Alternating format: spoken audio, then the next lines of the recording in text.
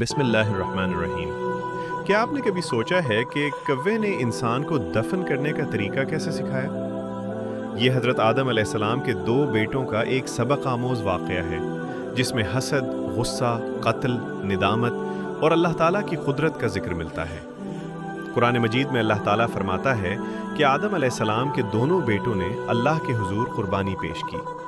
ان میں سے ایک کی قربانی قبول کر لی گئی، جبکہ دوسرے کی قربانی قبول نہ ہوئی۔ جس بھائی کی قربانی قبول ہوئی، اس نے اپنے بھائی سے کہا، اللہ تو صرف پرہیزگاروں ہی سے قبول کرتا ہے۔ لیکن دوسرے بھائی کے دل میں حسد اور غصہ پیدا ہو گیا۔ اس نے اپنے بھائی سے کہا، میں تمہیں ضرور قتل کر دوں گا۔ اس کے بھائی نے جواب دیا، اگر تم مجھے قتل کرنے کے لیے اپنا ہاتھ میری طرف بڑھاؤ گے تو میں آپ تمہیں قتل کرنے کے لیے اپنا ہاتھ تمہاری طرف نہیں بڑھاؤں گا۔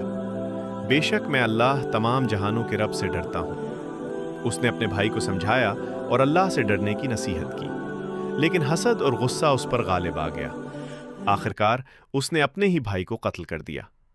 یہ انسانی تاریخ کا پہلا قتل تھا۔ اب قاتل کے سامنے ایک اور مسئلہ تھا۔ اسے سمجھ نہیں آ رہا تھا کہ اپنے بھائی کی لاش کے ساتھ کیا کرے۔ وہ حیران و پریشان تھا۔ پھر اللہ تعالیٰ نے ایک کوا بھیجا۔ وہ کوا زمین کا ریدنے لگا تاکہ اسے دکھائے کہ اپنے مردہ بھائی کی لاش کو کیسے چھپایا جا سکتا ہے۔ یہ منظر دیکھ کر وہ کہنے لگا، ہائے میری کمبختی، کیا میں اس کوے جیسا بھی نہ ہو سکا کہ اپنے بھائی کی لاش چھپا دیتا؟ پھر وہ اپنے کیے پر نادم ہوا۔ اس واقعے سے ہمیں بہت بڑا سبق ملتا ہے۔ حسد انسان کو تباہی کی طرف لے جا سکتا ہے۔ اگر اللہ نے کسی دوسرے شخص کو کوئی نعمت دی ہے تو ہمیں اس سے حسد نہیں کرنا چاہیے، بلکہ اللہ سے اپنے لیے بھی خیر اور برکت مانگنی چاہیے۔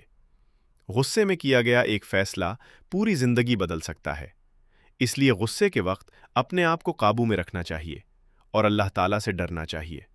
اور دیکھیں، اللہ تعالیٰ نے ایک چھوٹے سے پرندے کے ذریعے انسان کو ایک اہم سبق سکھایا۔